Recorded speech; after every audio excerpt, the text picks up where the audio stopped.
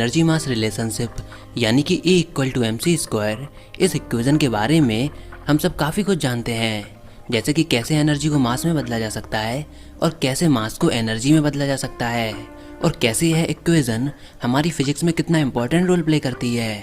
बचपन से कहीं ना कहीं हम इस इक्वेशन को सुनते हुए आ रहे हैं और तभी से इस इक्वेशन को डिटेल में जानने की हमारे अंदर क्यूरियोसिटी भी रहती है। कभी ना कभी हमने अपनी लाइफ में इस चीज़ को ज़रूर एक्सपीरियंस किया होगा, जब कोई सामने से हमको एनर्जी मास रिलेशनशिप के बारे में पूछता है तो एज अ फिजिक्स लवर हम उसको एक्साइटमेंट में एक्सप्लेन करने लगते हैं कि E=mc² एक ऐसी रिलेशनशिप जो कि बताती है कि कैसे एनर्जी को मास में बदला जा सकता है और कैसे मास को एनर्जी में बदला जा सकता है। हम इस चीज़ को तो एक्सप्लेन कर देते हैं, लेकिन जब हमसे यह पूछा जाता है कि आखिर E=mc² में c² का क्या मतलब है, इस रिलेशनशिप में c² का क्या मतलब है और इसका यूज़ क्यों किया जाता है, तो हमारा क्या आंसर होता है कि c² एक कांस्टेंट है और यह कांस्टेंट है स्पीड ऑफ लाइट। लेकिन स्पीड ऑफ लाइट का ही यूज़ क्यों किया गया? कुछ और भी तो हो सकता था, जैसे कि c⁴, c⁴ या फिर अकेला c, कुछ और भी तो हो सकता था। और इन सब सवालों को सुनकर कि आखिर E=mc² में c² का क्या मतलब है और c² ही क्यों है, कुछ और क्यों नहीं, कुछ और भी तो कांस्टेंट हो सकता था, जैसे कि ग्रेविटेशनल कांस्टेंट, लेकिन स्पीड ऑफ लाइट ही क्यों?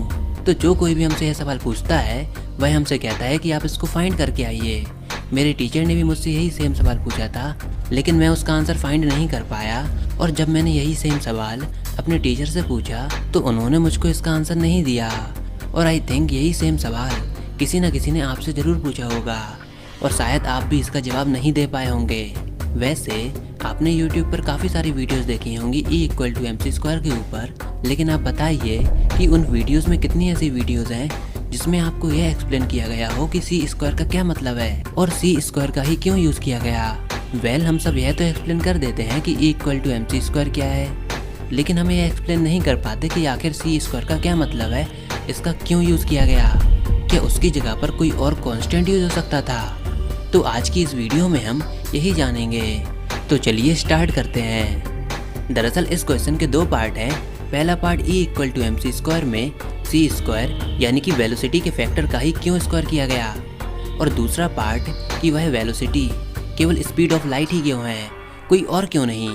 तो पहले पार्ट का आंसर कि वेलोसिटी के फैक्टर का ही क्यों स्क्वायर किया गया, तो मैं आपसे कहना चाहूँगा कि हम में से ज़्यादातर लोग फिजिक्स में यूनिट्स को वैल्यू नहीं देते।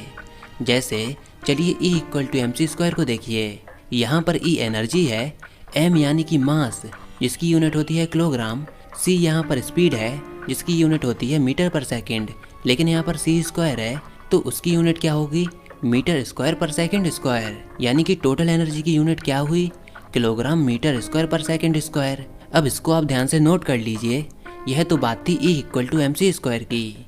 हालांकि यह भी एक एनर्जी की यूनिट है।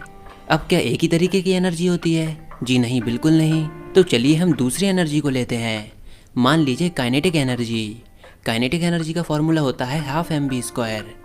यहाँ पर m मास है जिसकी यूनिट होती है किलोग्राम, v यहाँ पर वेलोसिटी है जिसकी यूनिट होती है मीटर पर सेकंड, लेकिन यहाँ पर v² है तो उसकी यूनिट क्या होगी, मीटर² पर सेकंड²।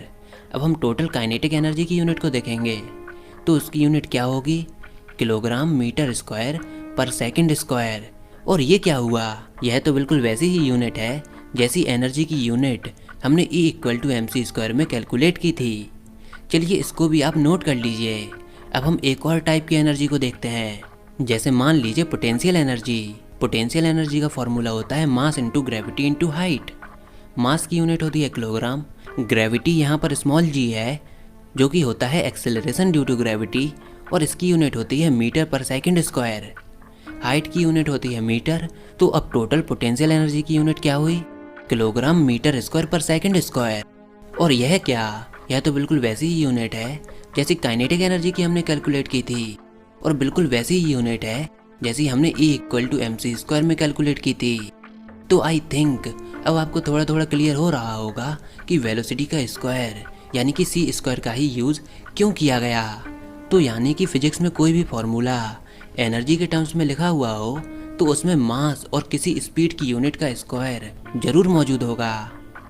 तो अगर आप इस चीज़ पर सवाल उठाते हो कि E equal to M C square में सी स्क्वायर क्यों है, तो आपको इस चीज़ पर भी सवाल उठाना होगा कि काइनेटिक एनर्जी में वी स्क्वायर क्यों है, और फिर अल्टीमेटली पोटेंशियल एनर्जी पर भी यही सवाल उठेगा। यानी कि फिजिक्स में जब भी हम एनर्जीज की बात करते हैं तो मास के इन्वॉल्वमेंट के साथ यूनिट वाइज स्पीड के स्क्वायर को भी मौजूद होना होगा, और यही चीज़ मैंने आपको ऊपर यूनिट वाइज प्रूव करके भी दिखाई है। यानी कि एनर्जी की यूनिट को सही रखने के लिए इस फैक्टर में स्पीड के स्क्वायर को मौजूद होना होगा, और वह स्पीड क्या होगी? Speed of light. अब दूसरा सवाल कि स्पीड ऑफ लाइट ही क्यों? तो थ्योरी ऑफ रिलेटिविटी इस आइडिया पर बेस्ड है कि सारे ऑब्जर्वर, कोई फ़र्क नहीं पड़ता कि कितना फास्ट वो मूव कर रहे हों, वह सेम फिजिकल लॉज को ऑब्जर्व करेंगे, और यहाँ पर केवल एक ही स्पेशल स्पीड मौजूद है जो कि सारे ऑब्जर्वर सेम मेजर करेंगे, और वह स्पीड है स्पीड ऑफ लाइट। चलिए मैं आपको इसको ड्राइव करके बताता हूँ कि आखिर स्पीड ऑफ लाइट ही क्यों। तो आइंस्टीन ने हमको काफ़ी सारे फार्मूले दिए कि टाइम डायलेशन, लेंथ कॉन्ट्रैक्शन, और उन्हीं में से एक फार्मूला है रिलेटिविस्टिक मास का, m equal to M naught upon under root 1 minus V square upon C square. यहाँ पर एम नॉट उस बॉडी का रेस्ट मास है, यानी कि जब बॉडी रुकी हुई हो उस समय उस बॉडी का मास। एम यहाँ पर रिलेटिविस्टिक मास है, यानी कि जब वह बॉडी मूव कर रही हो किसी वेलोसिटी के साथ, तो आइंस्टीन ने बताया कि उसका मास कांस्टेंट नहीं रहता, वह इंक्रीज होता है, और तब हम उस मास को बोलते हैं रिलेटिविस्टिक मास, और उसका फॉर्मूला यह रहा। लेकिन रेस्ट मास यानी कि एम नॉट हमेशा कांस्टेंट ही रहता है, यानी कि जब भी कोई बॉडी किसी वेलोसिटी के साथ मूव करती है तो उसका मास इंक्रीज होता जाता है, और अगर उस बॉडी की वेलोसिटी स्पीड ऑफ लाइट के बराबर हो जाए तो उस बॉडी का मास इनफाइनाइट हो जाएगा। और आई थिंक आपको यह फैक्ट पता ही होगा। तो जिस तरह रेस्ट मास होता है उसी तरह रेस्ट एनर्जी भी होती है। तो अब मैं यह मान लेता हूँ कि आप इस चीज़ को एक्सेप्ट कर चुके हैं कि किसी भी पार्टिकल की रेस्ट एनर्जी उसके मास और किसी कांस्टेंट के मल्टीप्लिकेशन के बराबर होगी, यानी कि रेस्ट एनर्जी इक्वल टू के इंटू एम।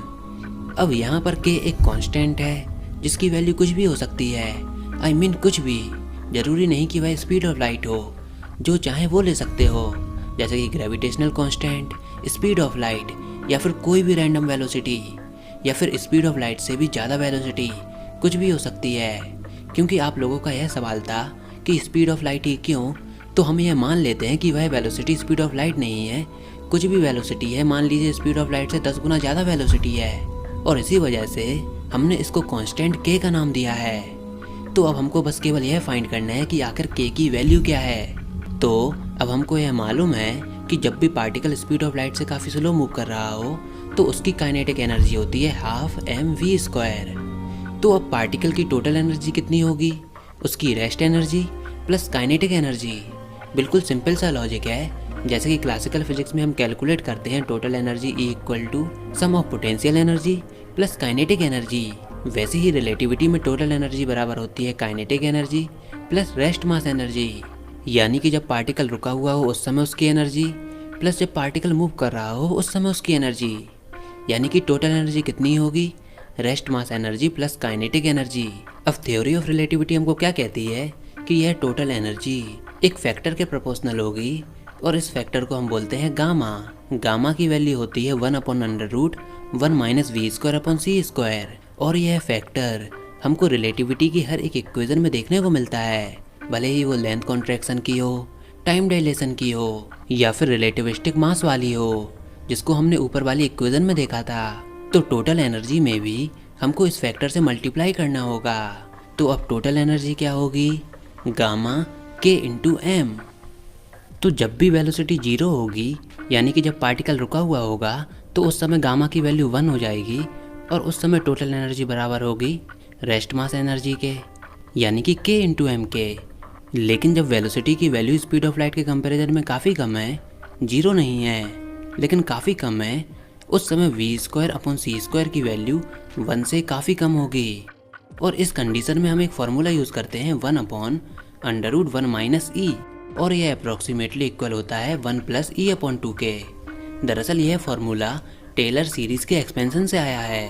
तो अगर v की वैल्यू स्पीड ऑफ लाइट के कंपैरिजन में काफ़ी कम हुई तो V square upon C square की वैल्यू 1 से काफ़ी कम होगी, तो ऐसी कंडीशन में हम इस फॉर्मूले का यूज कर सकते हैं। और जब हम इस फॉर्मूले का यूज करेंगे तो गामा की वैल्यू कितनी हो जाएगी, 1 + 1/2v² क्योंकि यहाँ पर e की जगह पर हमारे पास v²/c² है। तो अगर v की काफी छोटी वैल्यू ली जाए तो वेलोसिटी की काफी छोटी वैल्यूज के लिए हम लोग 1/√1 - v²/c² को 1 + 1/2v²/c² लिख सकते हैं। तो अब हम टोटल एनर्जी को लेते हैं, E = गामा k × m।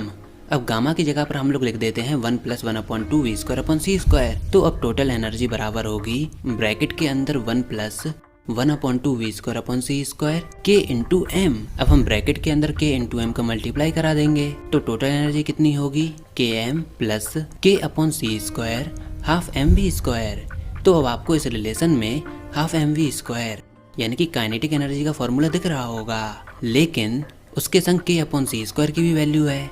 तो आखिर k की क्या वेलोसिटी पुट की जाए कि k² एलिमिनेट हो जाए, इस रिलेशन में से हट जाए, यानी कि k की ऐसी क्या वैल्यू पुट की जाए कि हमको केवल काइनेटिक एनर्जी का फॉर्मूला मिल जाए। तो ऑब्वियस सी बात है कि k की हम केवल एक ही वैल्यू पुट कर सकते हैं और वह वैल्यू है c², क्योंकि c² से c² कैंसिल हो जाएगा तो हमको काइनेटिक एनर्जी मिल जाएगी। k की वैल्यू हम c² के अलावा कुछ और पुट नहीं कर सकते। जैसा कि आप इस रिलेशन में देख सकते हो कि k की वैल्यू c² पुट करने पर c² से c² कैंसिल हो जाएगा, तो हमको हर जगह k की वैल्यू c² पुट करनी होगी। तो अब रेस्ट एनर्जी बराबर हो जाएगी k × m। अब k की जगह पर हम c² पुट करेंगे तो रेस्ट एनर्जी बराबर होगी m × c², यानी कि mc²। और जब हम k की जगह पर c² पुट करेंगे तो टोटल एनर्जी बराबर हो जाएगी mc² + ½ mv², यानी कि टोटल एनर्जी बराबर होती है rest mass energy plus kinetic energy.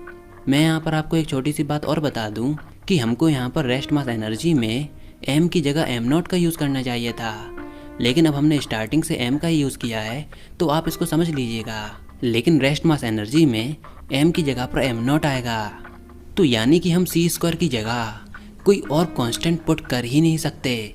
हमने करने की कोशिश की, c² की जगह हमने एक कांस्टेंट k ले लिया और उस कांस्टेंट की वैल्यू कुछ भी हो सकती थी, लेकिन एंड में आकर हम एक ऐसी कंडीशन में फंस गए जहां पर हम k की वैल्यू c² के अलावा कुछ और पुट कर ही नहीं सकते। तो आई थिंक अब आप यह जान गए होंगे कि A = mc² में c² का क्या मतलब है और केवल स्पीड ऑफ लाइट का ही यूज़ क्यों किया जाता है, कोई और स्पीड का यूज़ क्यों नहीं होता। इस चीज़ को देखकर आप समझ ही गए होंगे। अगर आप चाहते हैं कि E = mc² की डेरिवेशन के ऊपर मैं एक सेपरेट वीडियो बनाऊं तो कमेंट सेक्शन में लिखकर बताइएगा, मैं उसको बनाने की कोशिश करूंगा। तो अगर अगली बार आपसे कोई इस चीज़ के बारे में पूछता है तो आप उसको अच्छे से एक्सप्लेन कीजिएगा। तो यह सब था आज की वीडियो में। आई होप आपको यह वीडियो ज़रूर पसंद आई होगी। अगर ऐसा है तो नीचे कमेंट बॉक्स में लिखकर ज़रूर बताइए। इस वीडियो को लाइक कीजिए, अपने दोस्तों के साथ शेयर कीजिए, और अगर आपने हमारा चैनल अभी तक सब्सक्राइब नहीं किया तो इसको सब्सक्राइब कर लीजिए ताकि आगे आने वाली कोई भी वीडियोज़ और अपडेट्स आपसे मिस ना हो पाएँ।